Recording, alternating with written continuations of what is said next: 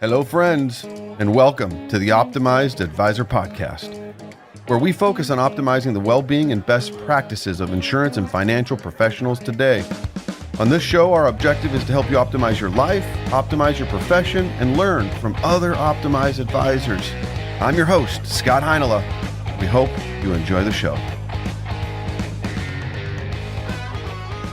And ladies and gentlemen, here we are again for our 6th annual holiday wine tasting show. Welcome to the show. We have got a full cast of characters here, the usual suspects. Letitia Berbaum with the Zandbergen Group, Paula Steurer, Scott Heinila, also with the Zandbergen Group, myself, and a special guest, Landon Patterson from Hundred Acre.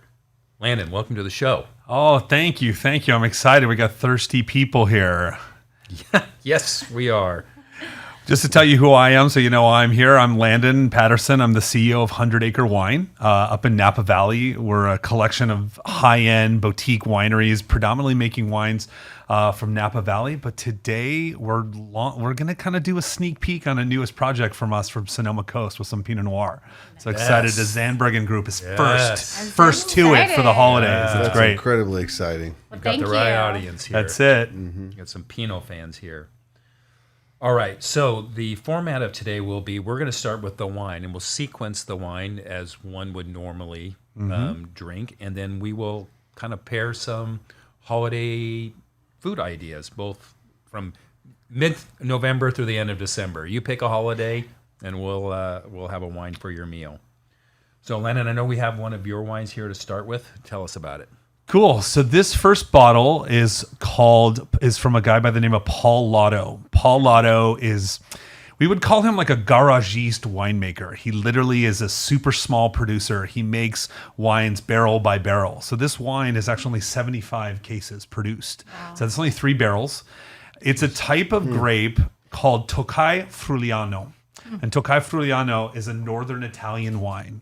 Think of it almost like a Pinot Grigio, but with like a little steelier, a little bit more minerally. And he actually takes this grape and has some planted in Santa Maria Central Coast area. So this is what we call a Cal Ital.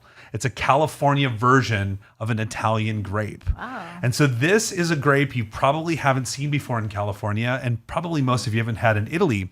But this style of wine makes it's sort of like Sauvignon Blanc, but it has a little bit more minerality. It's almost going to taste like wet stones.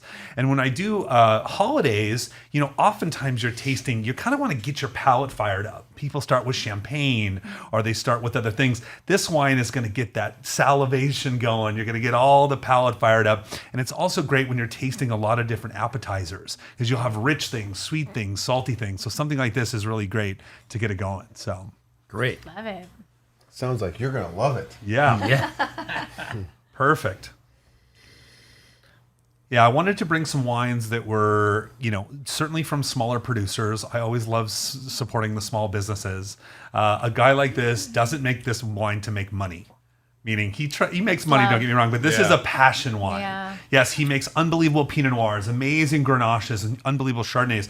But then he takes grapes from like little tiny small farmers all throughout the Central Coast and finds these little nuggets, and he'll make a small amount of wine. He actually makes another wine called Boogie Nights that's from a Malvasia Bianca. Sounds fun. He makes wines called like Space Cadet, Boogie Nights. I mean, this is a guy I want to drink with, right? Yes. And so he's actually a Polish guy and who's a completely self-taught winemaker. So he taught himself how to make wine. So a really super interesting guy, Paul Lotto.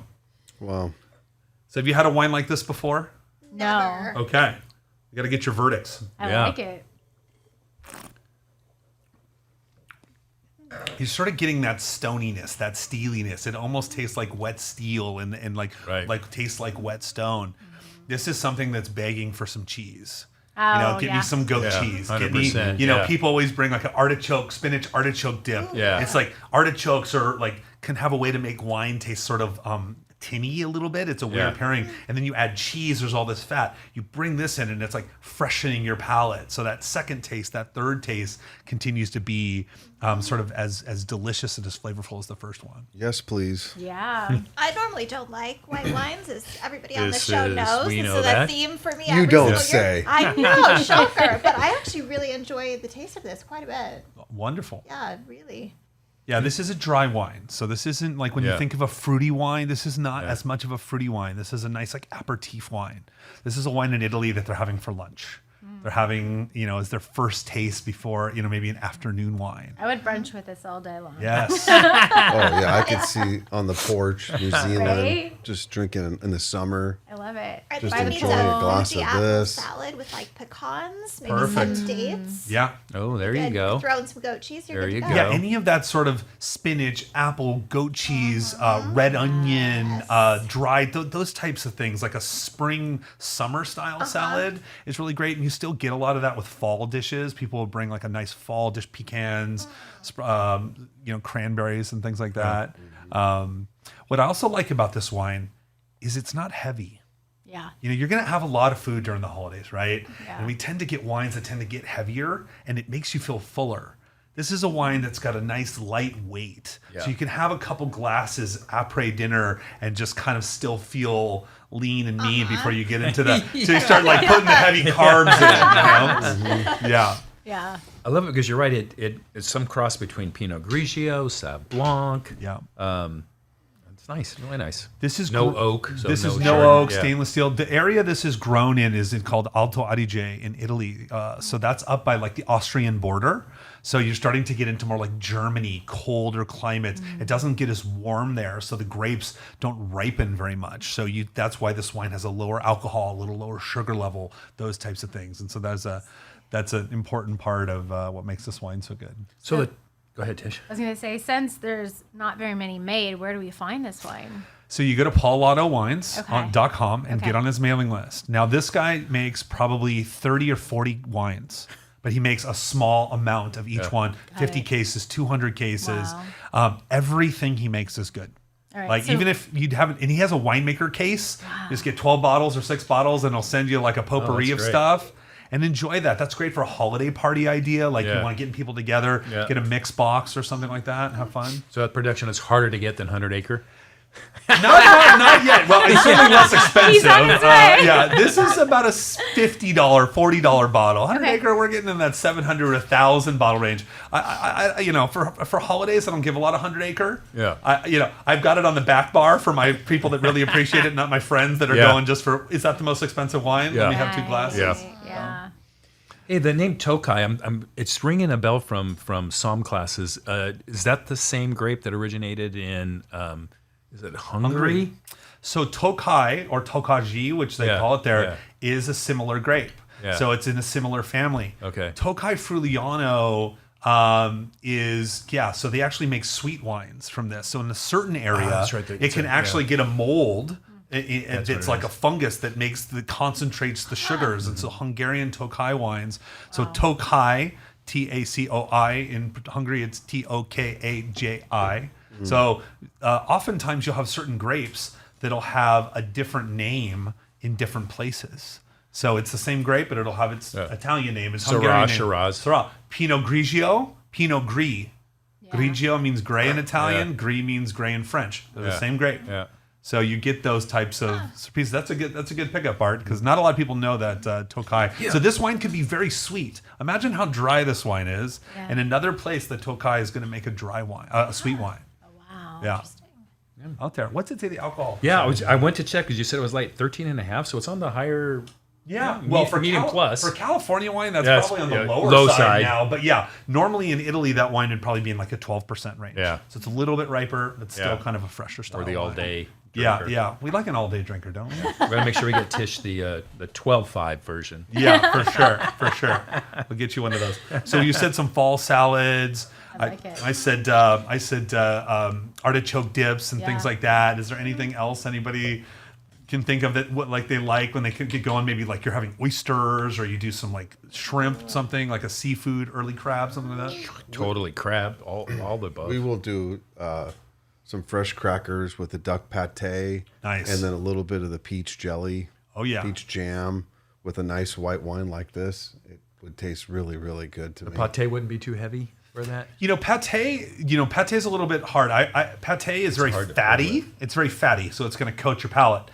A higher acid wine can be nice. This may be a little bit bracing. I would go for, you could do a white, but you'd probably want something a little richer. Okay. But when you start mixing foods together, like say pate and a cracker, you say, oh, it's too rich. But then you add peaches. Okay, is it That's the is sweet. it sweet? Yeah. Is it more of a zingy style of so when you start to combo things, it changes the dynamic, So the good news is as long as it's good pate and good everything, good wine, good people, so it'll pair. That's right. It'll pair like for it. sure. Well, and that's why I always pair it with the jam. Yeah. Because by itself, I particularly don't enjoy it. But the taste, flavor, and the profile with the jam, the sweet with the oiliness, the fat of the pate, I enjoy that. Yeah. So yeah. Anyways, What is your go-to first appetizer like when because the holidays is a broad time? You're eating a lot of different things. Is there anything that's like my family? We cook one certain dishes during this time of year, whatever that ends up becoming. So I'm always looking forward to them, and I don't eat them any other time of the year. Is there anybody have any of that? That's like Ours is very. It's a little bit unique. It's my family's from the Netherlands. Okay. And it is think of. I can't even say it in the Dutch accent. Huzadasla. Okay. So think of a very heavy potato salad with stewed beef. Okay. And like peas, and so it's like a meal with mayonnaise. Okay. Got it.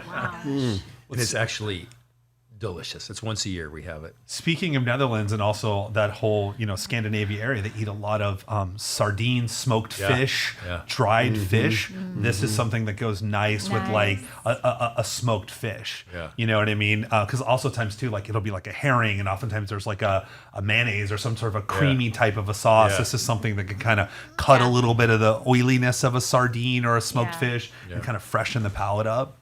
What about you guys? Any dish that's like your, appetizer you just look at once a year? Not an appetizer. I mean, I actually just made for the first time. It was like my test round before Friendsgiving coming up. I always do a black truffle risotto, but that's clearly not an appetizer. So we'll get to that later.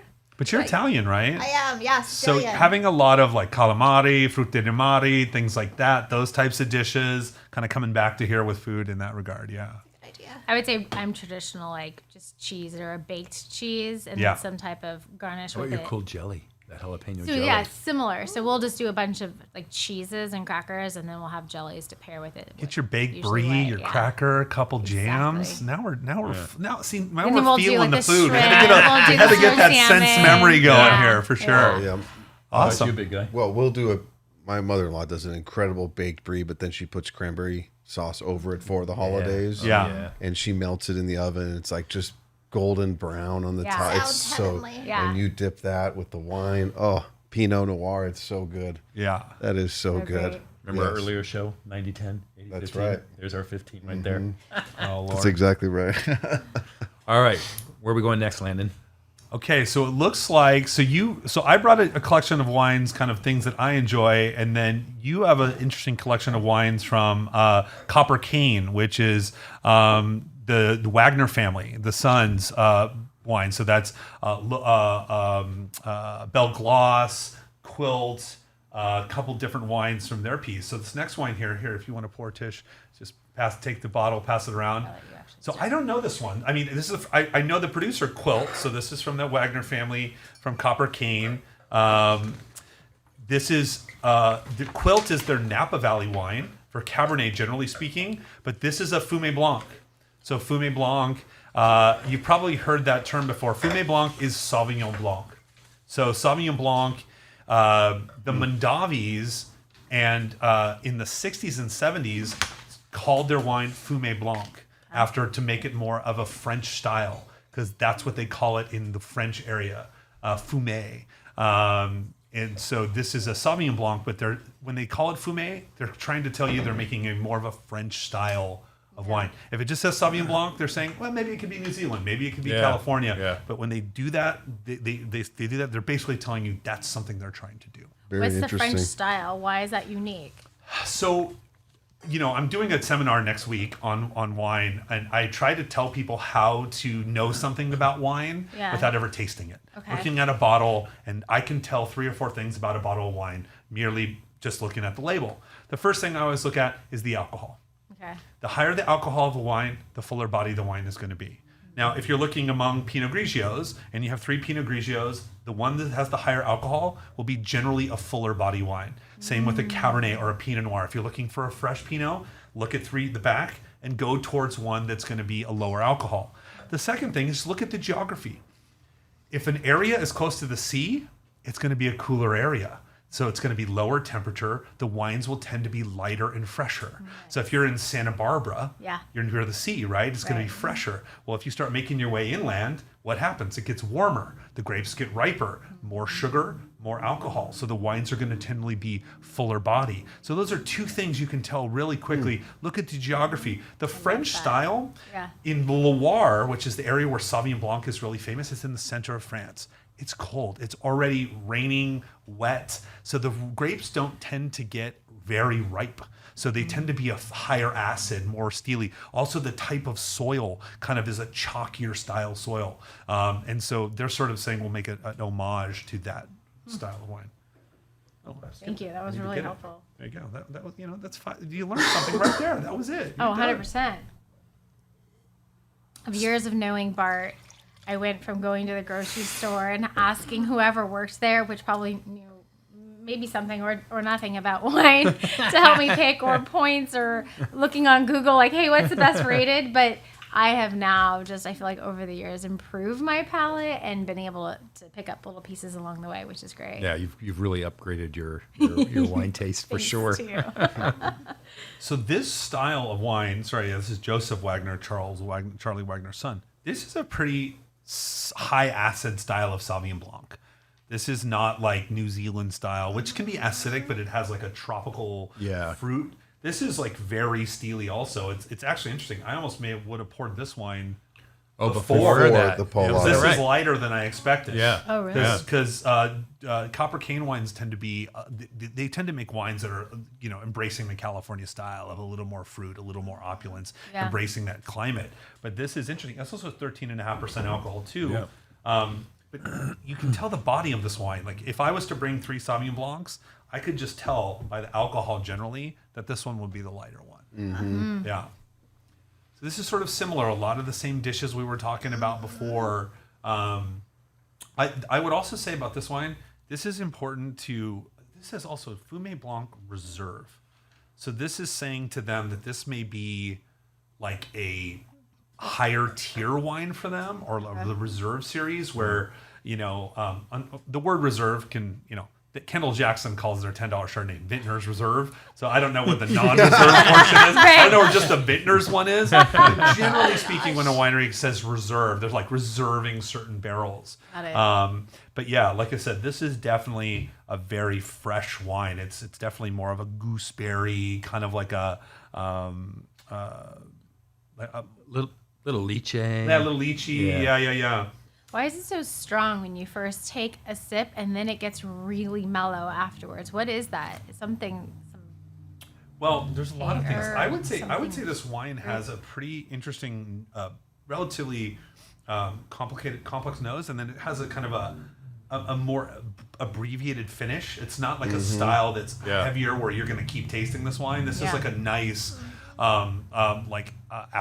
appetizer style, but like a wine maybe you don't even need to have food. You're kind of like having a little something. Yeah, for sure. I think so. In style, I'd be interested to try their non-reserve wine to see is there a big difference. And 2021 was a pretty ripe vintage too. So yeah, it'd be interesting to try. This is probably a newer wine for them because I know they're known predominantly for doing Cabernets, which we're going to try later. But this is sort of a newer wine, so this could be like really small production or something really unique. Got it. Yeah. I mean, if we compare this to a New Zealand or even a traditional California Sauvignon Blanc, there's a lot less that bell pepper and green grass. It's a much more You always pick that up. I was going to say, it's a bell pepper. Yeah, that's what it was. Yeah. Which is good to know. I mean, Yeah. those are one. things that aren't tasteful to your palate. Yeah. This is very different than that. Yeah, this one I would drink. The bell pepper, not for me. Yeah, bell pepper is So interestingly, bell pepper can actually, a little tiny bit of it can be interesting, but generally bell pepper is a bad. You say is, that all the time. because it generally means that like when the bell pepper and also jalapeno, that you can have all that sort of green, crunchy, kind of like the what's the capsicum, the capsaicin, whatever that makes it spicy. That oftentimes is a wine that's been produced too heavily. They're producing too many grapes. When they press white wines are only from the juice, not the skins. But the more that they take that vine, it produces more and more. It sort of like brings on those acids that are in the skins, and it becomes sort of that jalapeno pepper thing. New Zealand Sauvignon Blancs can have that. If they're produced at a lot of quantity, they'll have that. They do have generally a little more fruit than this wine though.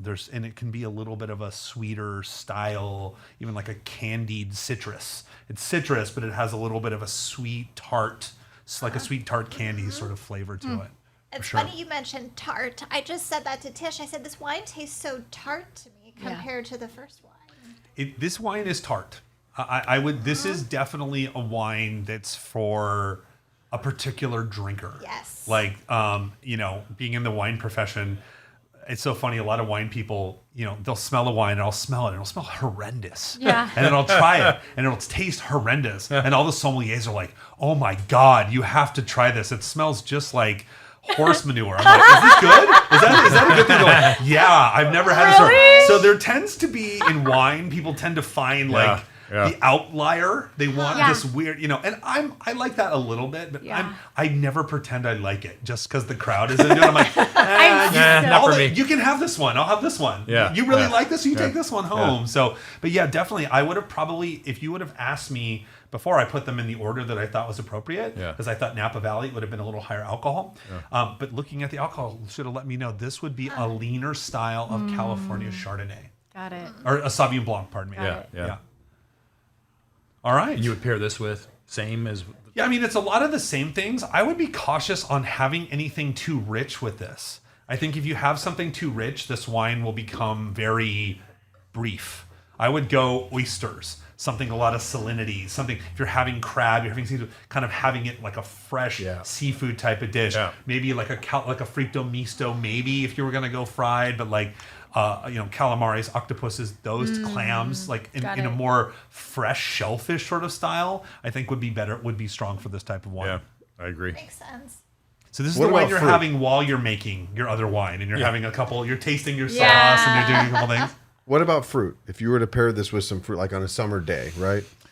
Ooh, this one's tough. I don't know that I would go fruit here. It's a weird. I don't know. You have to. I have to go fruit. Yeah, okay, you have to. Gun to your head, fruit. No option. Oh, which one? Well, avocado Okay, is a you fruit. can pair a fruit. I would go with like a pear. I'd go like a Bosch pear, or like a riper style pear. Yes. Also, one pear. Yeah. My On wife. a little sourdough. Yeah, a little a brie. little French baguette. I something also like love that. my That wife. would be nice. My wife is Cambodian, and You can layer in a little cheese. Yeah, you can definitely Yeah, layer in cheese. This would be 100%. good with goat cheese. Also, Yeah. if you ever had a Korean pear before, it's kind of like Oh, jicama. yeah, like apple. It's like an apple, Like the green apple. Japanese It's apple. very Very crisp. Yes. And not so sweet. I love those. That would be really cool too. But I would definitely go pear here. I think you're probably in a safe zone here on the call. pear. So. Yeah. Kiwi or Okay. no? I don't Would know. you consider I a don't kiwi? know. I'd have to think about it. I don't eat a lot of kiwi. I love kiwi, but I almost never have it with wine. That'd be You gotta so think about sweet. that. I frankly would not have fruit with wine. Yeah. This is my fruit. Yeah. What is the Yeah. So this is the native New Zealand dessert. It has a meringue and it's layered with fruit on the top. It usually has. It'll come to Key me. lime pie. No, that's Florida. I don't know. Cuba. That's, My trainer is It'll a come Kiwi. to me. He'd probably You can come look out at to it. you. You Probably. can look at it. I don't know. Yeah, fruit. It's like a I'm gonna fruit come tart. back to Is it that. a tart of some type Well, with fresh fruit on it? Yeah, it sounds like like you're a- describing it as tart. it's meringue, Okay. and then they layer it with fruit and whipped cream. So obviously native to New Zealand, it's got a lot of kiwi, but you could put blackberries, boysenberries with it. You kind of mix that up, and you layer it with a little bit of whipped cream on top. So it's a very light, airy, obviously I kind of fruit-forward know the dessert. term you're Oh, thinking of. what It's the like the heck is wait. it It's like a called? wafer that's Pavlova. In there. Pavlova. Okay, that's Yes. it. Yeah, pavlova.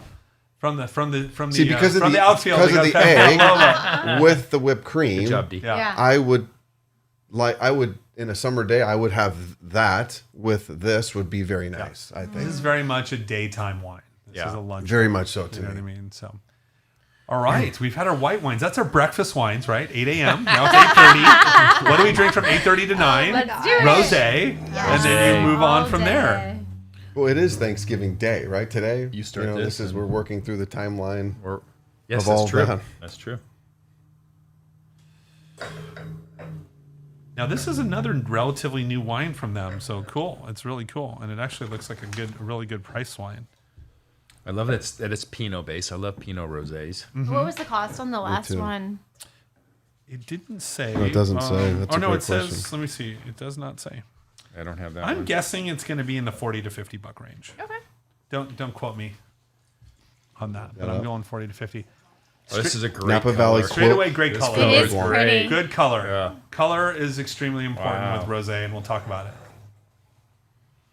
You are?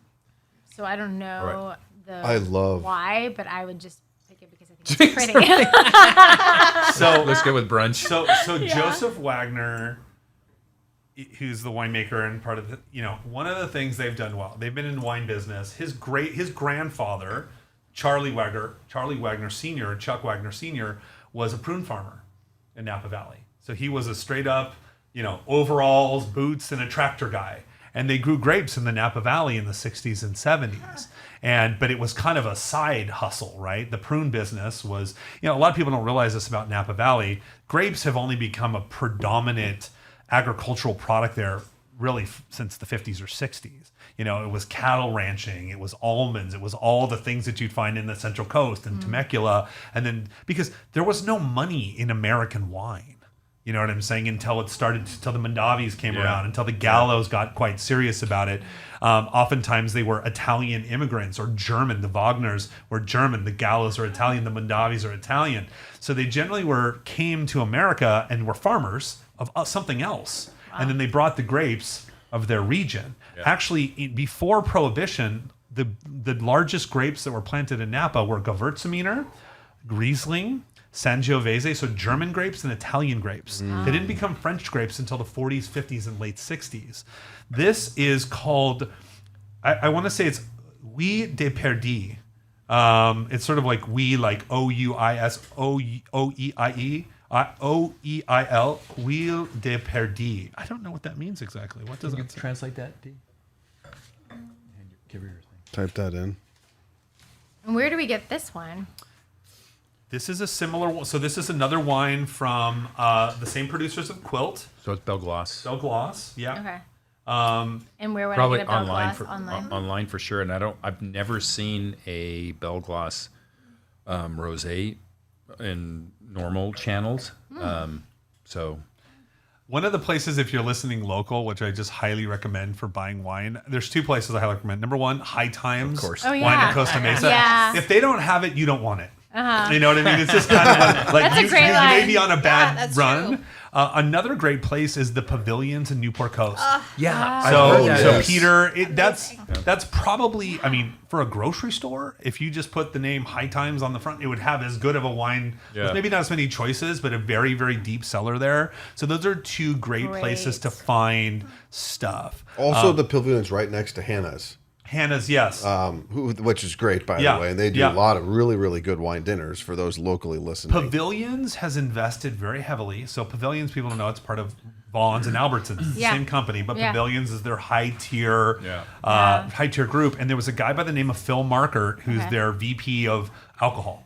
And he was one of the very first people to start bringing in high-end wine to grocery stores in 2008, 2009, when the economy dove and all these wineries were sitting on all these wines. He jumped on an opportunity to start bringing in these smaller boutique wines, and Pavilions is really a super cool place. I do remember when they did like the whole remodel over by my house in Aliso, and then they just did the wine section. It was phenomenal. It's a huge section, and they always have a lot of Now they have like options. refrigerated wine Yeah. zones, all the Yeah. champagne they've got So in there. my brother and sister who live by you, they go to events there often. Oh, wow, I didn't know that. They even have wine bars in them now. Yeah. They've This added one has a wine bar Yeah. with a cheese bar and pairing. It's really cool. Yeah, it's cool. Partridge's Eye is what it translates to. Lovely. And it is Oh, it French, says that on right? the back. Yeah. Yeah. So it's the color of it is like the color of the partridge. I have the partridge. Really? Oh, it says it. Oh, on it's the side.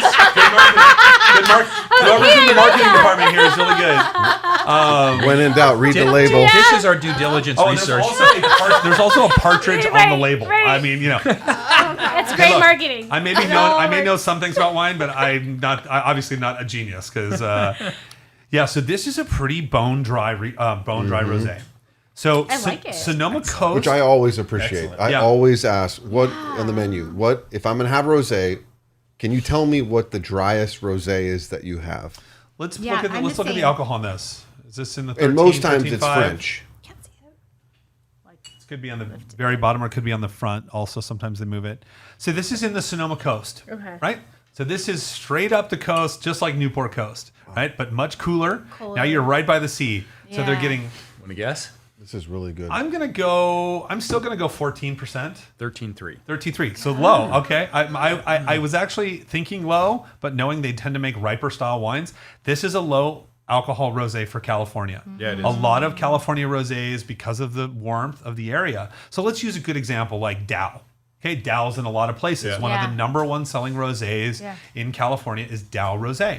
But Dow Rosé is from Paso Robles area. This is from the coast. So you've got probably 30 miles as the crow flies Yeah. from the from the coast Yeah. to the interior. Right. That wine is going to be riper.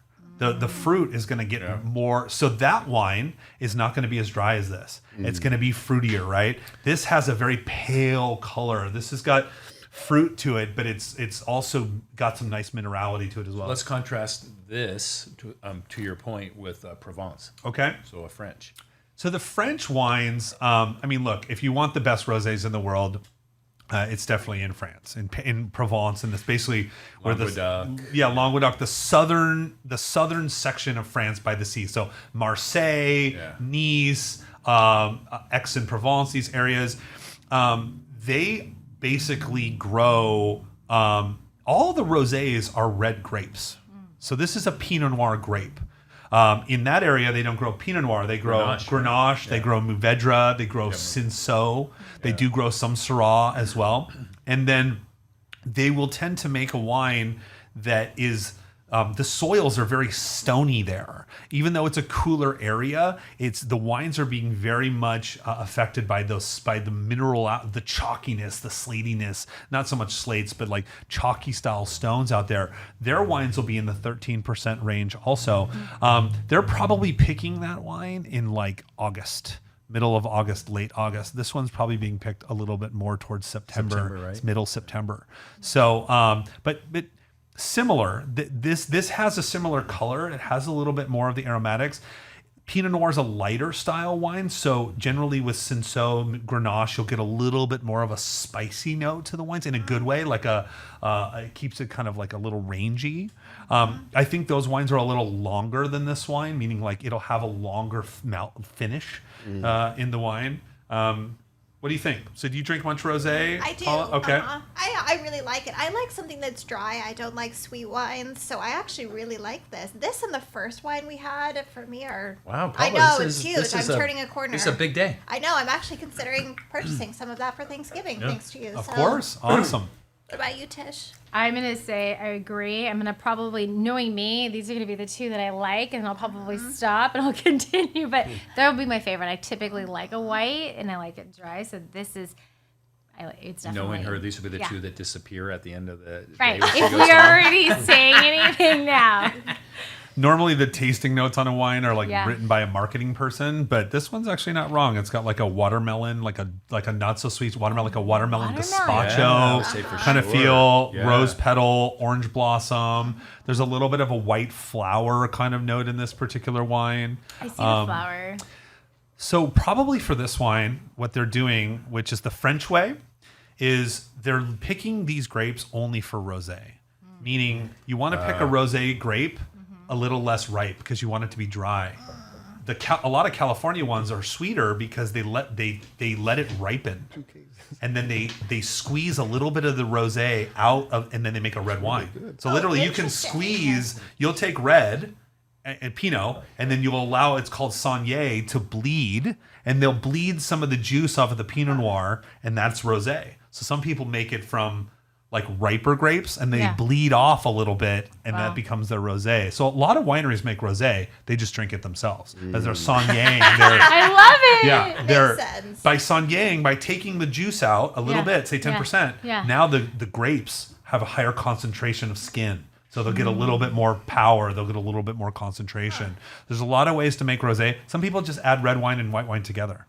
I mean, I'm not saying it's good that way, but there is a lot of ways to It's all make about the rosé. technique. Sounds Yeah. like Yeah. my mom's boxed wine back in the 70s. Yeah, yeah. Or you're at a wine tasting and you want some cab, but you've got a little bit of little Pinot Grigio, and you've got like rosé or Never done vice that. versa. Yeah, just, Landon, that's not happened. At least not in public. What you do in the privacy of your own home, you know. But this is a nice price, $25. You know, I Yeah. think this is a I would pretty. have this poolside all summer long. Yeah, this is definitely a good. This is definitely. you a- Where's Case Tish? for Oh, Christmas. she's by the pool with a rosé. It might have my laptop next to me. Of course, you cannot do any proper work without a little rosé. Certainly, in the great. more French tradition. So, what do you think about foods with this here? So now you're kind of moving on a little bit on the food side. Yeah, I was just going to ask you. So for me, I almost never pair rosé with food.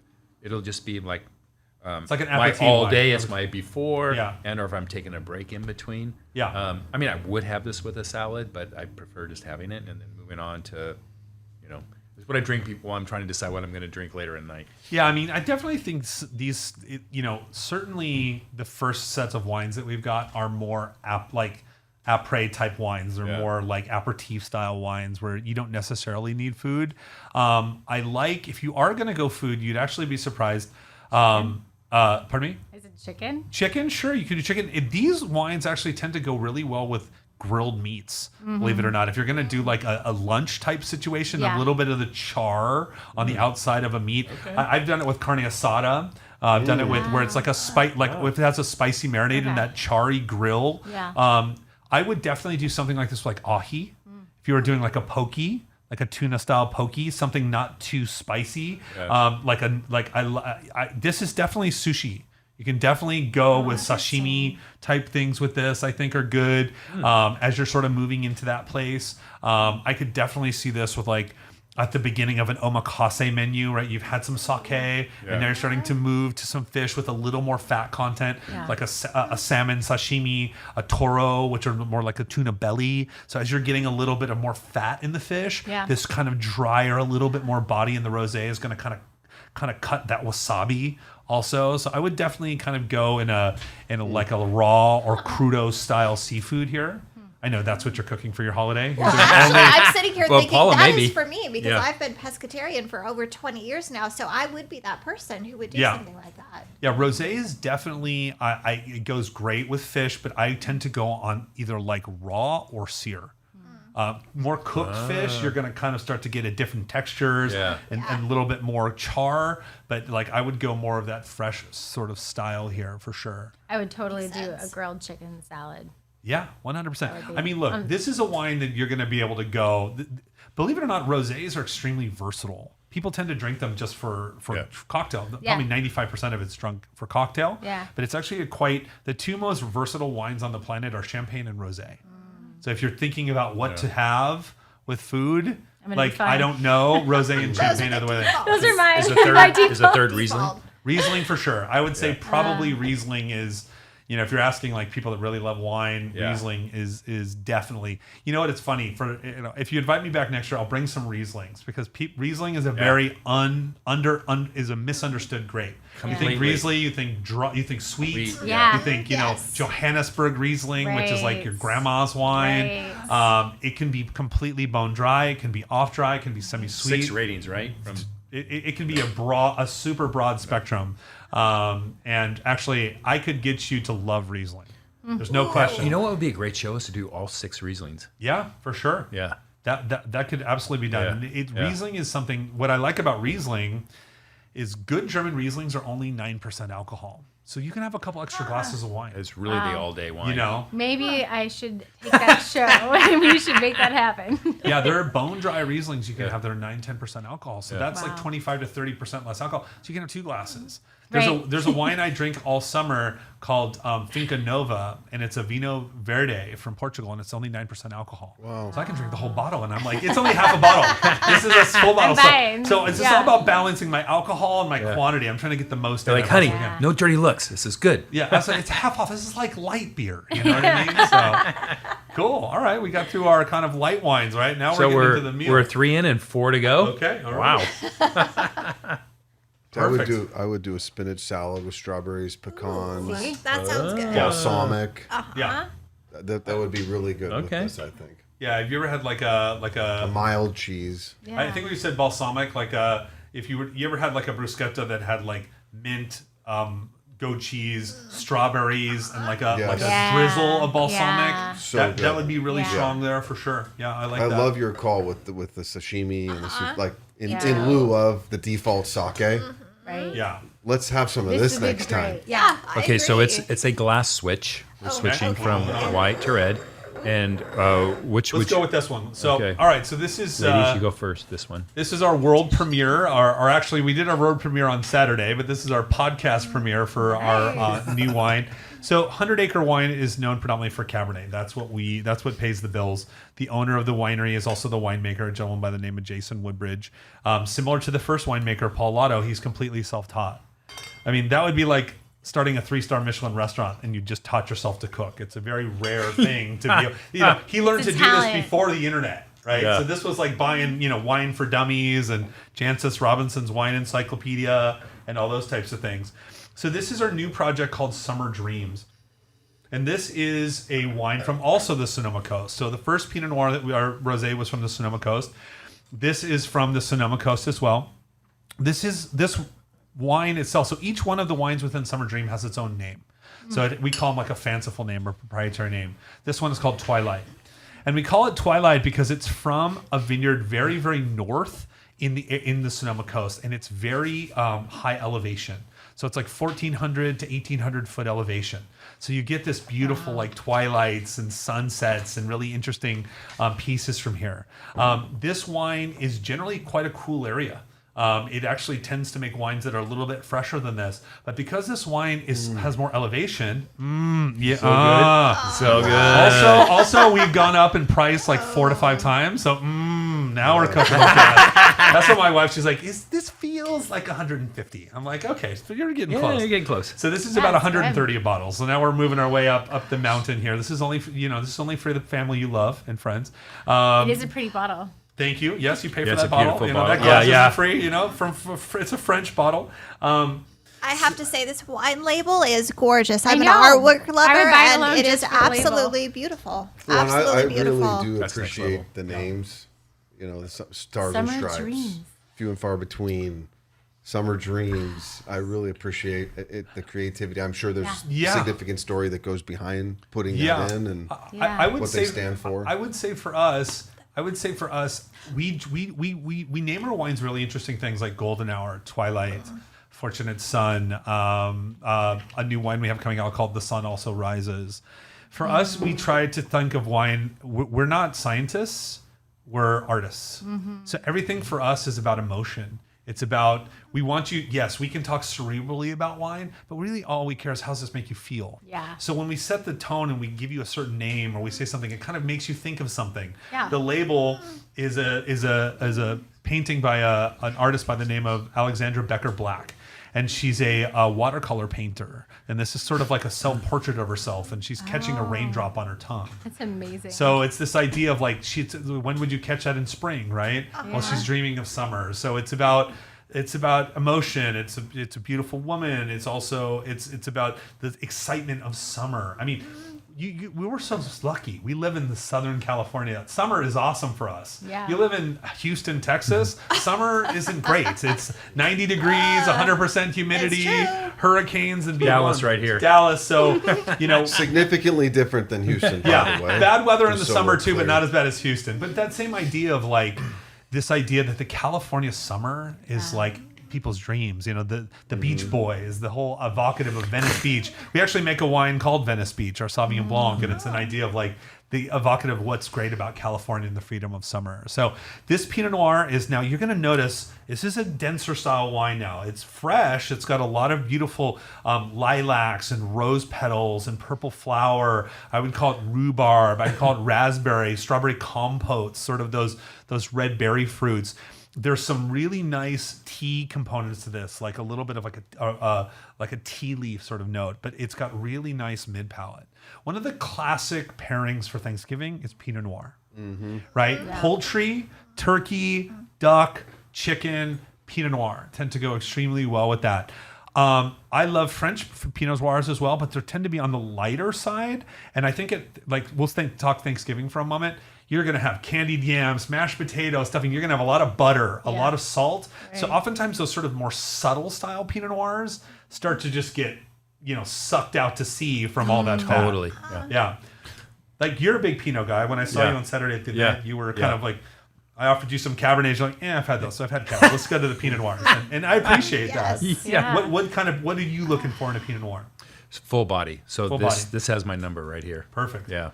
And I have a funny side story. So you guys have heard this story before, but Landon hasn't. So when I took my SOM test and I sat, and it was Michael Jordan was my master, and it was a Thanksgiving, it was traditional Thanksgiving dinner. So he asked me, what wine should we have? Yeah. And so in my head, I'm going to go with two wines. I'm going to give you two choices. I'm going to go with a full oaked buttery Chardonnay, and then with a Pinot Noir.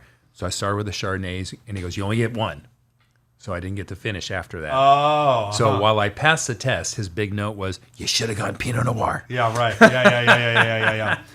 Pinot is sort of like when in doubt Pinot Noir, or when in doubt Champagne. Like wine people love Champagne because it's like the universal scrubbing bubbles of the deal. But yeah, Pinot Noir is always something that you're going to tend to, you're going to do all right with it no matter what. Because it's medium body, it's not so full body. The heavier a wine gets, it becomes more, like even a buttery Chardonnay. You get very narrow. Categorized, right? Yeah. Yeah, you start to box yourself in. It may be a lovely box, but you're not going to kind of have the breadth that you're going to have with other things. Yeah. So, but yeah, also, as I said, we're going to have two Pinots. It'll be interesting to try this next one. I mean, we're very different in price. So ours is much more expensive, but theirs is from a much different area. Theirs is from Monterey. So Monterey County, Santa Lucia. So it's way south. Yeah. And it'll be interesting to see what this one particularly tastes like. Also, Summer Dreams, the wines are all very small production. So, we're an artisan producer. We don't make thousands and thousands of cases. We make hundreds of cases. We basically, every wine, the way to think of the wines we make are like a couture dress. We didn't just weave, we didn't just sew every bead. We wove all the fabrics. You don't say how much is this dress. You say how many hours did it take to make. Yes. And that's the way that we make wine. It's really Summer Dreams is beautiful wines. We make 4 Pinots from this wine: Twilight, Golden Hour, Super Chill, and Stargazing. And then we have a Sauvignon Blanc, Venice Beach, Walking on Venice Beach, and Lazy Lounging Chardonnay. How does one acquire these? How challenging is it? Yeah, our wines are all on allocation basis, so that means that you have to get on a mailing list. So the first thing I would do is you can go to summerdreamswines.com and you'll put it's a very simple website. Paula was busting our chops that we don't have great websites. She's a PR marketing guru. And I said, I would say inquisitive. I'm going to ask you to use your white glass because I think it would be fun to do a side by side. I actually refuse to get rid of this. Yeah, you can't dump that. I will not pour it out. Okay. We're gonna go comp set tasting here. So on Thanksgiving, our family, I enjoy turkey. Me too. Family, not so much. The rest of the family. Yeah. What about like a prime rib? Yeah, prime rib. I think you're gonna go up with this, not and not a cab. So you as my guest. I'm not going to open a cab, but I might not have turkey. So I think we have a wine that Landon is going to show us in a minute. That's going to be your stay tuned. This is going to be your turkey. I will tell you this. So turkey, I love turkey. Every year we do a turkey cook-off. My friends and I, for Friendsgiving, cook many types of turkeys. Fun. Turkey is extremely difficult to do well. Right. It takes me about 4 days to make my turkey. 4 I days? buy it from a farm. It's never been frozen. I brine it for 24-hour in a kosher brine. Then I air dry the skin for 2 days so it comes off the body. And then I do a herb and mayonnaise butter under every orifice of the skin. Every time piece. should I stop And then by? on the outside, yes. And then I cook it at 500 degrees for 30 minutes to make that skin just like chicharron. And then I drop it down very low. And for a long cook, you will, if they don't love turkey, they're going to love that turkey. So- now, it is a 27,000 calorie turkey. Right. I can assure you, this is not a turkey sandwich lean and mean man. style, but it's 90-10. yeah. Landon, Yeah. you're an artist. But like, so We try. Yeah, We try. We're in the that's wine. We're in the wine and amazing. art Wow. in business. picture, Oh my that gosh. sounds exceptional. Highly Yeah. impressed. No debate. I there. know. But think about that. I can go get the most beautiful present company excluded you, incredible piece of steak, and I can just take it out of the fridge, salt and pepper, throw it on the grill, flip it over, and it's Yes. exceptional. Yeah. Like the Americans work so hard Yeah. at creating a good turkey. Yeah. And you do what sounds Totally. like an amazing Yeah. job in I mean, delivering look, a that. prime rib is great. You get a banging piece of meat, you salt the crap out of it, you sear, you reverse sear, you pop it in there, you put the meat thermometer in. When it hits, 125, Yes. you're You're done. And But so I shame on you appreciate for not that, having too. turkey for Thanksgiving. But this guy seriously, I spends know. 5 days prepping a bird. Well, I'm sitting I here just and I'm wanna be- totally I want the entranced by what invite. he said. And Yeah. I just don't eat it, but it I sounds mean, I amazing. swaddle the bird. I mean, I know, I'll say right? It's not that you, goes he's far. massaging That's it. next year. No, I'm joking. I'm joking. Well, I have a buddy who's like an incredible cook, and he creates 2 or 3 birds. So he does like a Mexican version, spicy Yeah. and all this. He then smokes a bird. Yeah. He deep fries a We bird. do the same. We do deep fry. We Yeah, do with your injections. competition, We do right? like You've got certain type- we everything. We inject need the invites meat. to these Every things. year we do a different theme of the bird, and we'll do research ahead of time and figure out how we want to cook it. And Yeah. it'll be similar, but it's a whole project. Yeah, we do the turkey throwdown, and we have a whole love whole that. deal. And, Yeah. I love that. and every year though, somebody has something go drastically wrong. So it's not who wins; it's who has the meltdown. Who survives. Who went too far afield and tried something exotic, and it blew the house up. I mean, Right, is it we've had fire? sashimi, we've had burned to hell. I mean, we've had a lot of well, also there's a lot of libating going on. So yeah. sometimes you get a little too. I've never Libating. I've never had a full Chernobyl situation, but I've been close. I've had some stuff. So the second, this, So Landon, look at the color difference. Yeah. I know, completely. I would have expected Summer Dreams to be darker compared based on the taste. So tell me what I'm so missing. what's interesting here, and this is, I'm trying not to be biased. Please But I don't. will say these are 2 different price points. So I think the Bell Gloss is probably in the $60 range, 60-ish, yeah. 60-ish, Yeah. and we're at 130. So Yeah. it's a different thing. Their color is darker, but the palette is lighter. Yeah, that's why So- I'm not understanding. Yeah. So It's deceptive. So our wine, the color is lighter, but we probably are cropping our fruit. So a vine is a living organism, right? And its grapes are its babies, right? And the more that a vine produces grapes, the vine only has so much life energy to distribute. Yeah. So the more crop it carries, there's a little bit more dilution. That's not going to get as much of that. There's only a certain pool of gold Yeah. that can be distributed. So we chop our fruit back to where you're getting probably half as much fruit on the vine, and it gets more concentration. So even though this is from a cooler area, and we don't allow it to sit on the skins as long to get as much color, but the concentration of flavor is heavier. Interesting. So there's a Sounds lot very of intentional. there's a lot going on here, because normally our first thought is darker, heavier, Yeah. fuller. Exactly. Yeah, your wine would definitely go. That's natural, right? And for really artisan boutique style wines, and this Bell Gloss is a smaller production wine too. It's not mass produced, but they're probably not cropping it as low as we are. We're cropping it much less. I mean, we're probably making hundreds of cases. They're definitely making a couple thousand, several Right. thousand of this particular wine. But it's all different. I would say They have The- to sell 3 times as many to hit the same preference. absolutely. The Bell Gloss. What I like about this wine is this is a pretty crowd pleasery style Yeah, it wine. is, There's yeah. enough fruit. There's enough, in the group there. people don't know, Belglas was the people that started Meiomi. So Meiomi was a Belglas wine. It was Belglas Meiomi. And then they spun it into, now it's 1 million cases or more. So, that, I think the Joe Wagner sold that for $300 and something million. So it was a good deal for him. But their Belglas line is their more boutique line. But as I said, don't judge a book by its cover. Our alcohol is way higher than this. Ours is 14.8% alcohol. This one is 14.9. Oh, wow. That's fascinating. I would have thought this is against what I had said. Normally, you would think that the higher alcohol would be fuller body.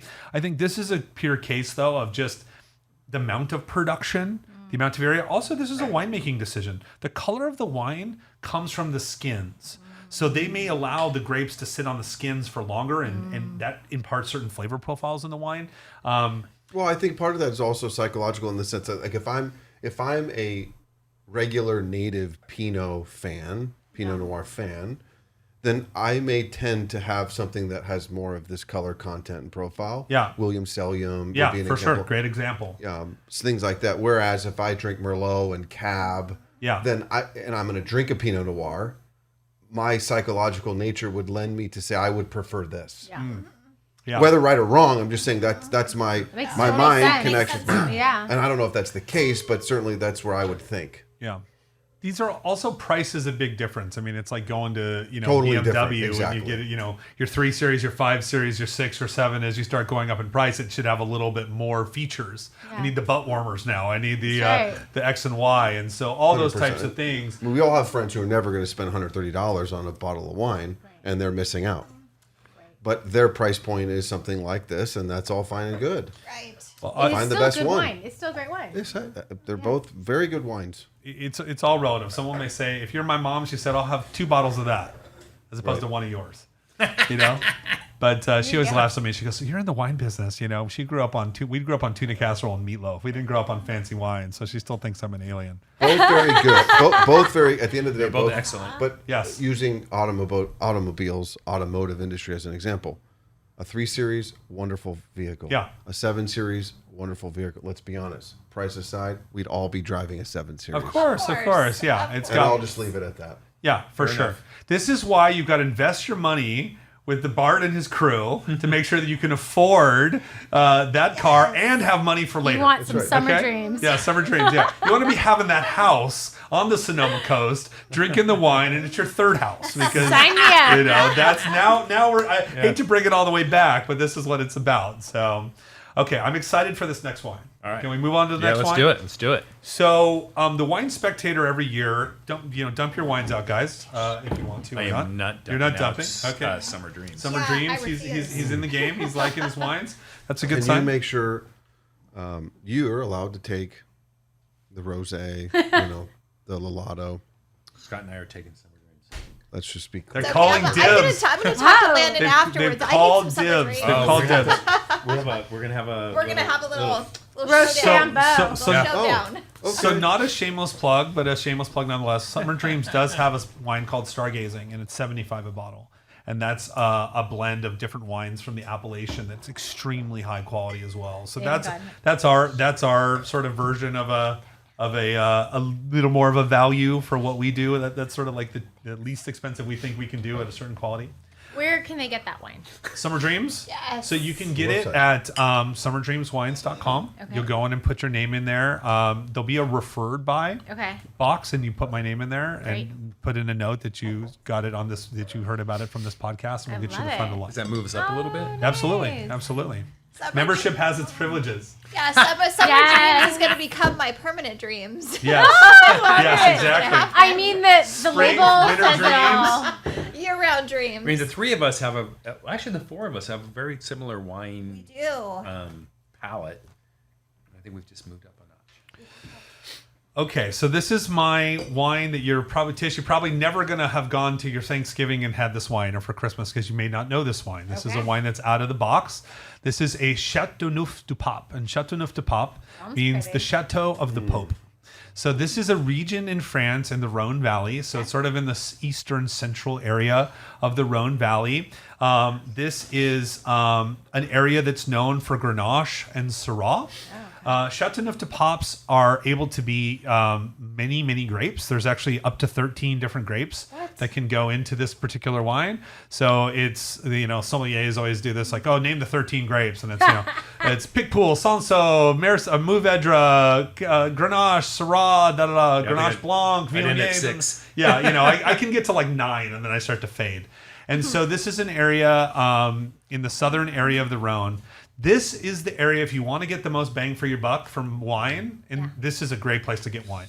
So this is this wine is going to be predominantly Grenache and Syrah. So when you smell this, a little bit of a darker wine, a little bit more of that, now it's like a dried rose petal. It's not a fresh flower. It's more of a dried sort of flower. You'll get a little bit of a roasted meats, a little smokiness, a little bit of now we moved from red fruits to more purple fruits, blueberries, blackberries, compotes. But the wine will probably taste a little bit spicy, a little bit of a spice note to it. And it's kind of a classic old world, new world, right? Mm-hmm. So this particular grape, because Grenache and Syrah have a black pepper and white pepper component, this wine you don't drink on its own. This is with food. So that spicy note on this, you start having it with prime rib, you start bringing some meat in there, all of a sudden all that fruit, all that acidity will go to the back, and the fruit will come right to the front. I feel like this has to go with my truffle risotto, though. Truffle This risotto? would be Sure. great. Amazing. Oh, yeah. With So for prime my- rib? Yeah. No prime rib. Truffle So my- risotto. so We'll my- have the prime rib. Pescatarian. So my She's pescatarians, That's fine. my pescatarians go get their mushroom on, right? You Yeah, get we your do. you get Great. your portobellos, you get your Thank you. porcinis, you get Yes. your oyster mushrooms, your Yes. chanterelles, understanding. Yeah. all of that. I mean, really, mushrooms are the meat for non-meat eaters. Absolutely. You know what I Yeah. mean? Eggplants, things like that, where you're going to have those types of things. Actually, an eggplant dish would be epic with this. So you kind of do like a roasted eggplant, a caponata, Yes. something like that. So it's going to have Yeah. tomato, going to have red bell pepper in it, which when you roast it becomes a little bit sweeter. Americans' wine tends to be fruitier on its own. Europeans don't drink wine for on their own. They drink it with food. Americans drink wine as more of a cocktail. So French wines, German wines, Italian wines tend to be drier, have higher acid, so that they're better with the food.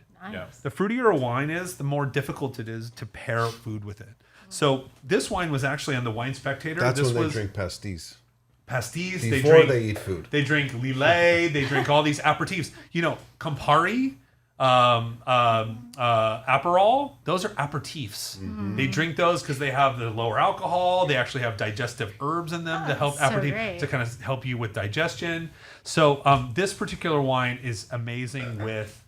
Go to your meats. This will be good with poultry as well. But now you're starting to work your way into a like great the steak. dark meat for turkey, Yeah. duck. Now you're getting into your beefs, a rabbit loin, a lamb. This wine is really going to start rocking out here because the fats that are in those meats are going to they coat the palate, and that fat is coating, and this is going to kind of all the tannins, the drying component in here is going to lock into that fat, and it's just going to release all this beautiful fruit in the wine. Oh yeah, a lamb shank here Yeah, with this. exactly. Oh my gosh! So, Right? Are you with me? Like, I know we're going to Scott's just trying to heckle me over here. Yeah. Make you a good portobello dish, don't you worry. It's not my jam. Yeah. This, I know it would go better with food, but Yeah. I'm great drinking it without any food. This you could also decant this wine, and it'll start to be a little more Yeah. fruit. Give this wine a little bit of air. This wine, so Wine Spectator every year does their top 100 wines of the world. Okay, and this was the number 34 wine in the world, I think, last year. Nice. And Well, it's not this a is a crazy treat. expensive bottle, though, Yeah. right? Meaning, if you were to get the, you're talking about $75 a bottle, $80 a bottle. This wine will also age for 10 years, 20 years. You can have this wine for an Really? extremely long period of time. Some of that spice notes will start to calm down and mellow out a little bit with this particular wine. But you really, when you're talking about pairings for the holidays, the holiday's a long time. You're going to have your ugly sweater party. You're going to have your work Christmas party. You're going to have your Thanksgiving. You're going to have, my family's Cambodian. I'm Jewish on one side. And we have our traditional Thanksgiving. And then we have my Cambodian one where we've got fish sauce and things going in. And they're always mixing in American traditional food with then also Cambodian cuisine. Goodness. So your wine, you want to have I generally don't pick one or two wines to have for my holiday. I just grab a 6-pack. Grab different bottles, open a few things, have fun with it. You don't like it, give it to grandma, give it to your uncle, give it to your friend. That's a great open idea. the Order next a one. case of this. I'll split I'll split it with you. Okay, let me see what I can do. They have I know this at High someone. Times. They have this at High Times. Work your connections. They have this at High this Times. one Yeah. is? Yeah, that one will be at High Times. Yeah. Okay. You made a good point. Can I ask the general Yeah. question of just understanding, making the decision of how long to lay a wine down? Yeah. General that is rule a of good thumb. point. Like to know, this is a wine I can lay for. It's based on varietal.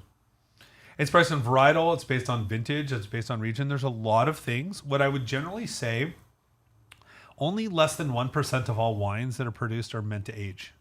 Only 1%. See, I would say No, no, less than very 1%. few people know I that. didn't know that. Yeah. And I I'll would give you, assume you want keep another it. fun fact? Define aging, though. How long? I would say that they would get better with age. So meaning 1 year, 2 years, 5 years, 10 years, da da da.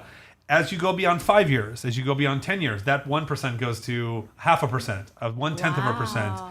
And then after about 20 years, probably only 1/1000th of 1% of all wines are designed to age. I'm immediately thinking of the investment that, that people do all the time, and they buy wine. And then it's been aged over a number of years.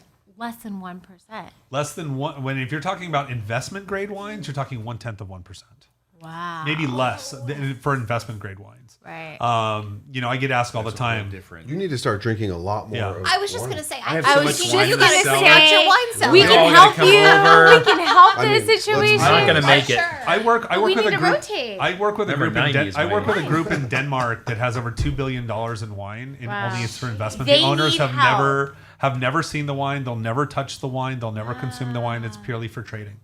And it's in a tax-free bonded warehouse where the taxes never get We- paid, and they use it. And we basically, know. it's Time to like pivot the circulating. model. We've got Pivot. clients, yeah. Well, I will say this: I don't recommend Sounds like a investing in risk. wine, but over the last 20 years, wine indexes have exploded. If you Yeah. invested in Burgundy, I mean, there are wines in my cellar that I bought them for $50, and they're $1,000. I mean, that's a fact. But it's very specific. That's not the everyday person. And then there's Yeah. such amount of the risk there. Yeah, Is I don't the temperature recommend it. correct? Yeah. Has it been laying I'm correct? in an Is offside the cork in storage. the I'm right paying part? for that all the Right. time. Yeah, but I think when you come back to answer your question about age, This is just for general no, knowledge, generally, right? generally, age wines will soften and integrate with age. Meaning, so if this wine is kind of like tarred and dry and the tannins feel heavy, Yeah. over time those tannins will soften and the fruit flavors will start to, and we call them secondary and tertiary flavors. There's like little secret weapons in here, and they're asleep. Secret weapons. You know, I little love that. secret They're treasures in asleep. here, you know? And over time, as the oak in the wine starts to, and the alcohol starts to integrate, you'll start to get a fresher, different flavor profiles. What I do for aging is really simple. If I find a wine that I want to age, say 100 Acre, right? You spend $700 on a bottle to $1,000. And I buy 3 bottles, or say I buy 6 bottles. Or better yet, your friend buys 6 bottles and you go to their house. Even better. It's like the friend who has a boat. Yeah, Best I friends drink. to I have. drink. I Yes. tend to drink one pretty quickly yeah. to see what's going on. Then I have one in a year or two, one in a year or two, one in a year or two, and I kind of go on that journey. And real wine Yeah. collectors, generally, that's their vibe. It's like the journey. You know, it's like anything that you're into. You know, they're like, and what's exciting about wine is it's alive. Yeah. It's living, it's improving, and it's also dying. So it's all these things Oh sort of my happening at God. once. So You finding need to that start rise of run. enjoying your wine. Right. It's dying. Yeah. So wine collecting, I'll just say this as a total aside. I work with probably the largest wine collectors in the world. I literally, 5 of our clients have the largest wine collections in the entire world. Wow. They like to buy it more than they like to drink it. It's the Yeah. acquiring, Oh, yeah. the I can't get it Right. thing. We are I am very, still we are on very your waiting different. list. Yeah, we are yeah. very different. I have about 1,000 bottles in my cellar, and I'm drinking them all the time. I mean, I'm not saving 6 years on very the few. waiting list to get a 100 Acre. 100 Acre. Hey, you're my friend. 4 years. I just saved you 2 years of saving. That's what you get. That's what That's you what get. happens here. So even after this podcast, we're going to come back to this wine. We're going to Okay. see how it goes. You can pour Okay. yourself a little taste and see what's happening here. All right, last wine here. Interesting about this group, I have to say, I brought wines that are kind of just a little out there, you know. And I think the wines from Copper Cane, they're from a similar winemaker from a similar house, and so they have a similar genetics. Okay. I can tell something about them there. So it's interesting. There's a similarity between all of them, and my wines are like all over the place because they're different winemakers, different regions, and different things. So it's not good, bad, or indifferent. It's just kind of interesting to taste these all these together. I guarantee you nobody's tasted Tokai Fruliano with Bell Gloss. We're in like two very there's no different, way. No. Two very different worlds. I do like what you're Today's been saying. pretty Is having a fantastic. conversation Yes. of just having a variety of wine, so then people can taste it as you're moving through the meal, through the night. I know, And me too. experiencing different experiences with the food, how it's pairing. It's The biggest mistake pour it American in wine there. drinkers do is they drink the same thing over and over and over You're again. gonna put it in there. Like people ask me all the time, Landon, what's your favorite wine? And I say it's the next wine. I don't either.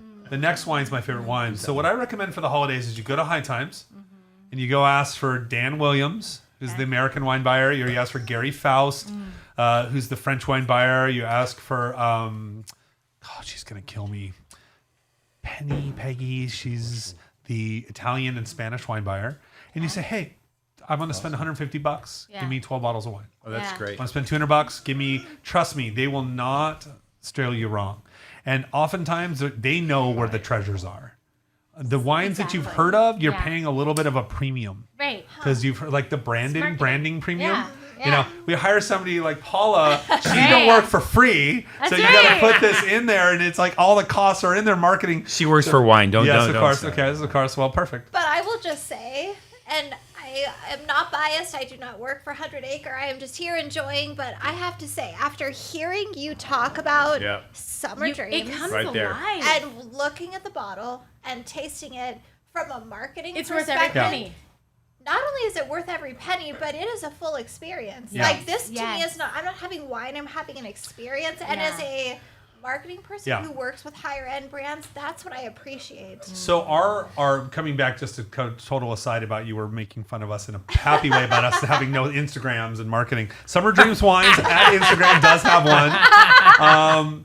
Our whole focus of I've been with the company 13 years and we built these brands from start. We actually don't even call them brands. We call them wineries, projects. We call them passions, I love adventures. Our whole mission is to meet people where they are.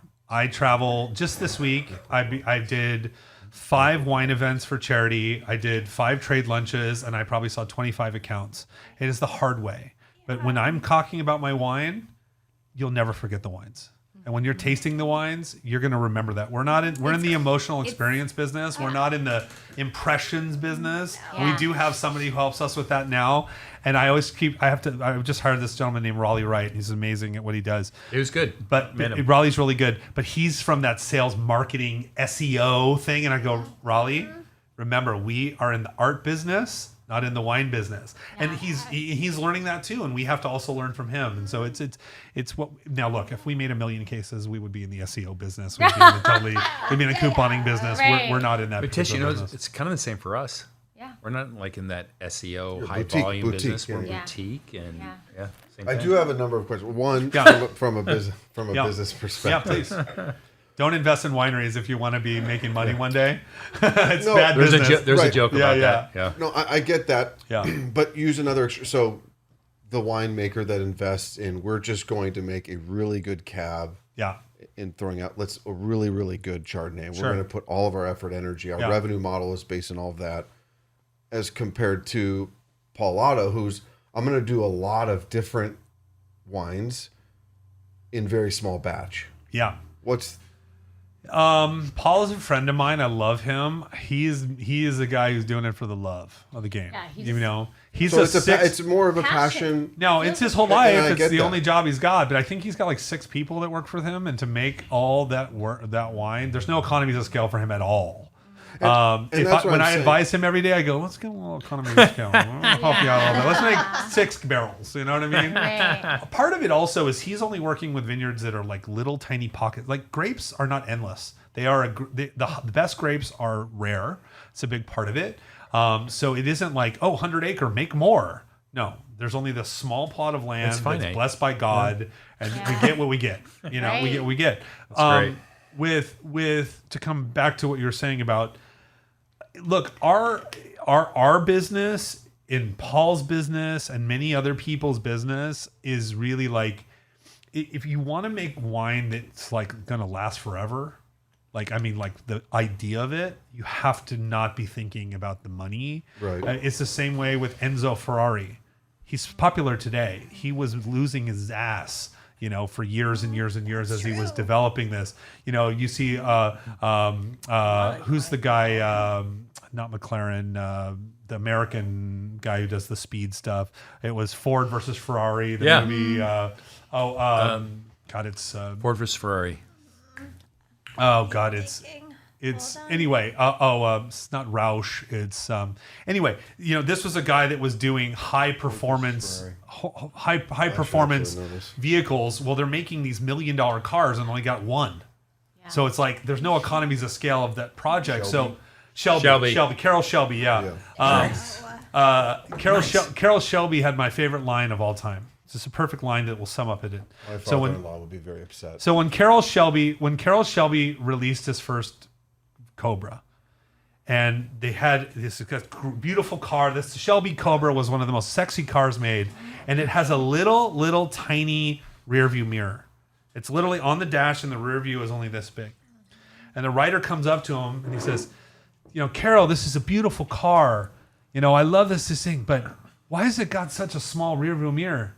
He goes, the race ain't won in the rear view mirror. It's won in the windshield. Right. So, and it's sort of that idea of this like obsession of looking forward and innovating and keeping on the gas and, drive fast and break stuff.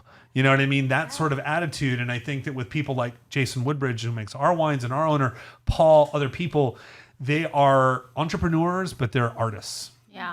And so there is a recklessness to what they do, but it's part of what makes people are excited. People are not generally reckless. So they tend to get connected to reckless people. And that was my intrigue in asking that question of, clearly the business aspect of it is considerably different from a Paul Otto perspective. But at the end of the day, it's being committed to what that art is. Yeah. And there's an incredible life lesson learned in them deciding what their business model is going to be in the winemaking and art part of what you do. There's a lot of ways to do it. So let's taste Quilt, right? Yes. Yeah. I cheated and I already grabbed Yeah, so Quilt is, I think this is a great, juicy, kind of nice, crowd-pleasing style Cabernet. This is a wine I think you could put to a lot of different people and they would enjoy it. It's fruity. I like it. It's definitely more, I wouldn't call it a full body Cabernet. No. So if people like cab that's like more powerful, like 100 Acre is the Shelby. Yeah. It's a Cobra. Yeah. It's a V12. It's muscle. It's about muscle. It's putting 1,000 horsepower on the street in those tires. It's about handling, power, elegance, and pure domination. This wine is a more commercial style wine, but it's made to be a great bottle of wine for the money. And I think it's got a juiciness to it and a fleshiness. This is a wine that also you can do all the pairings we talked about, but I would actually say this wine probably just good with, this is kind of a cocktail style Cabernet in the way that it's like extremely approachable. Sure. It's not very tannic. Tannins aren't like knocking your like you've got a couple of wines in your cellar out there that on the cab side that will be like bigger, drier style tannin. Mm-hmm. Yeah. And those wines need some food. This is kind of like, and I always think that that's sort of the Bell Gloss, Quilt, their thing is like the wines are good with food, but what they tapped in on is that people in America drink wine as a drink, as a cocktail, as their beverage of choice. My wife drinks tequila and wine. And the tequila is only in shots. There's no margaritas here. This is, but wine for her is a beverage. So she wants to be able to have it, sitting around the couch, and she's not always like, oh, I need to have food with it. I need to have it just to kind of have something that's a nice. This is me. Yeah, you could drink this degrees. With that. I'm on the veranda. I've got a wood fire, oak fire burning. I'm watching Sunday Night Football, your favorite thing. Jeez, yeah. And I'm just enjoying this glass of wine. 100%. Yeah, and I think this wine is probably in the $50, $60, $70 range as well. Yeah. So it's in that sort of zone. So, we gave you a pretty broad spectrum. I think there was some, wines that I think you could probably easily find, Bell Gloss and Quilt, and those you can find those at Pavilions. You can find those at High Times. The wines that I gave you are wines that you can find at like High Times. Paul Lotto sells a lot to High Times. Okay. So if you are don't want to wait on his mailing list and you want to get there, Summer Dreams, La Vie Donjon, those wines are from High Times. Did you price range on here? That I think is like $60, 60 to 75. That's it? Yeah. This is why I brought this bottle of wine. This is a lot of quality for a low. So Chateauneuf de Pape's in general are very good prices. Yeah, they are, generally speaking, right? Think about wine like real estate. Okay. If you want to Now I'm have listening. Napa Valley is Like, Emerald tell me Bay. more. Emerald, Okay. is Monarch Beach. Yeah. Even the ugliest house there is a lot of money. Napa is like that. You start to go to certain areas where, like, yeah. Bordeaux is like, you're paying for a lot of the zip code. The Vidangeon is Rhone in Valley. Rhone Valley, and it's not by the coast, and there's no royal castles everywhere. There's some beautiful estates there, but it's not. So you're not paying all the overhead. You're paying. You're getting a lot of wine for the money without paying for, like I said, the zip code. And I think but that's a gem. It's Yeah. an Total exceptional gem. wine. Total gem. Yeah. that I would put on par.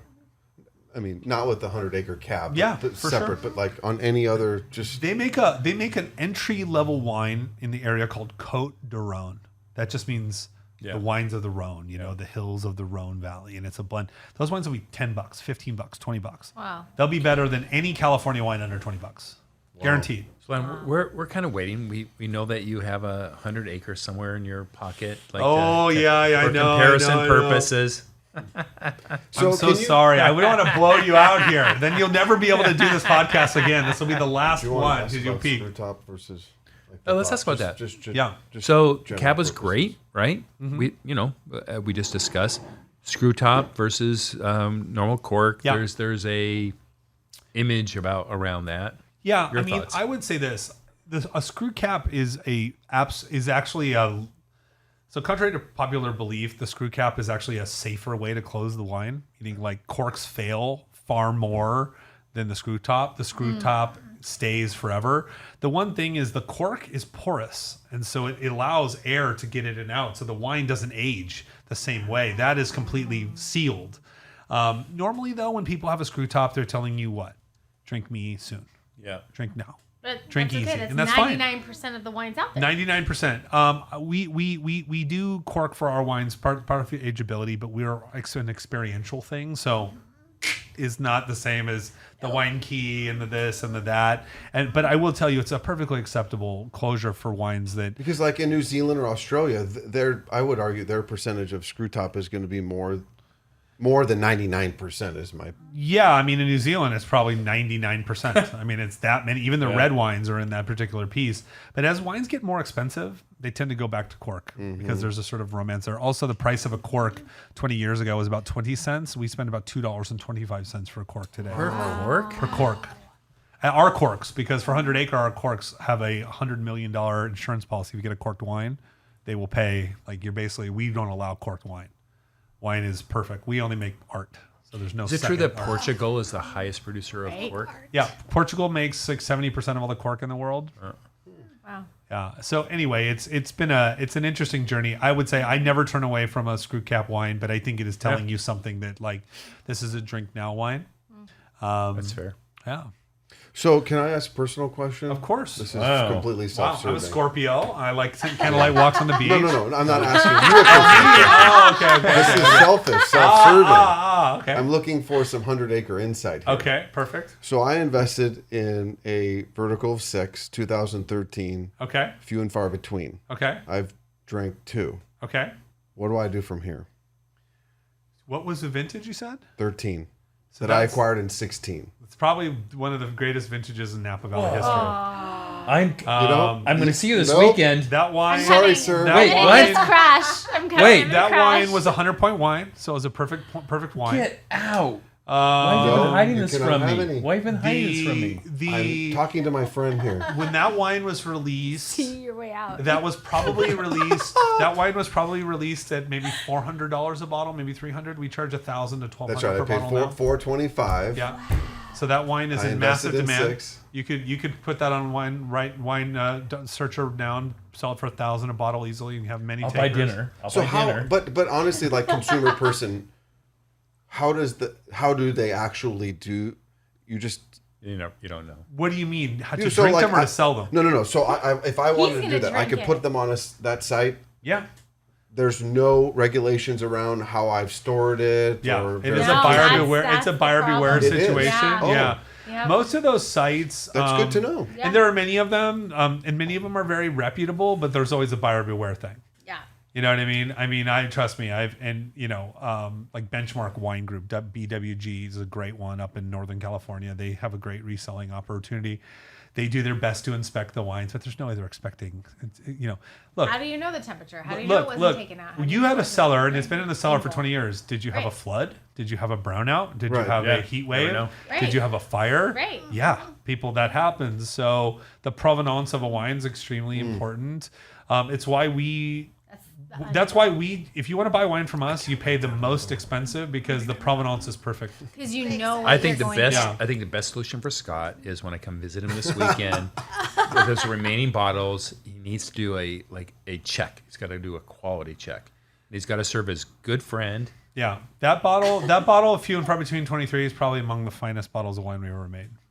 Boom! How about that? What do I got to do today? No, what do I got to do to have you pour a bottle in the next 2 days?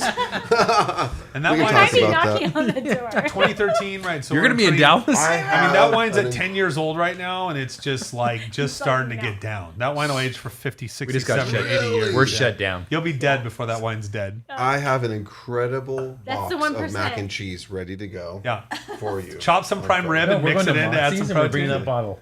Huh? Moxie's and we're bringing that bottle. So this is the thing about Texas. It is so rare to find a restaurant that will allow corkage. They do not. Yeah. Many states it's illegal. Shame on. Many states it's illegal. They don't want you to. In Arizona, it's illegal. Okay, so I'm gonna buy the beef. You're gonna barbecue, and okay, maybe if Nick cooks. Wait, if this is all happening, I'm literally rolling Saturday. over. Did you fly out Saturday? We did a thing during COVID where we for No Hungry Child. We were extremely philanthropic, and we did something for No Hungry Child.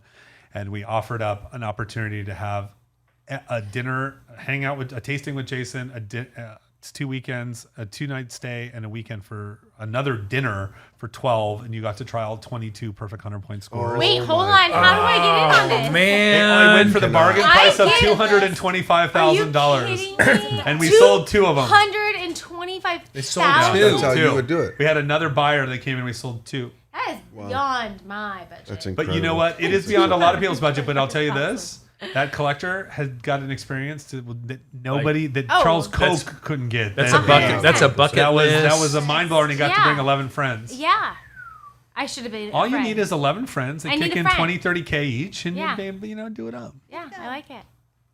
I can't tell you how much insightful This has this been was. wonderful. And how much I Awesome. appreciate it. Yeah, thank you, Landon. so So much. My pleasure. Thank you. And I've Such a been just pleasure. lost in the stories Yeah. you've expressed. So great. Like all the details and all of the wines. Thank you so much. This Oh, my has been pleasure. wonderful. Check out my Instagram at Landon_100acre.com. You'll see my events. Which is why I didn't know his last name. Yeah. It used to be called I Ate What, because people wanted to see what I was eating. You know what I mean? Ate What. When I first started Instagram, because I travel so much for work. But check me out there. Give me a follow. You'll see a lot of events that I'll be doing. You'll see future events. I'm constantly doing events all over the United States, all over the world. We sell wine in 61 countries. I'll be in Hong Kong in 2 weeks. Just after Thanksgiving, actually, doing tastings. We're in Singapore, Dubai, Costa Rica, Scotland, and Take me with you for a week. take you with you for a week, and let me tell you, the hangover that you'll have after It's worth it. It's a pro, but do that every week. See, that's the thing. I can make sure these suits keep buttoning, but That's the test. That is the That's test. That's right. Yeah, it is the test. Well, cheers to you. Cheers, guys. Thank you Cheers. so Let much. me reload. Cheers. Oh, hold on. Let me get a little Happy more. holidays to Cheers, everyone. Happy holidays. All we ask is you buy a case a week is all we ask. That's I've been on the list. I'm trying. Happy holidays. Cheers, guys. Thank you. Thank you for tuning in to today's episode. Please subscribe, like, share, leave a comment, or review. Be sure to check us out on social media at Optimized Advisor Podcast. Till next time.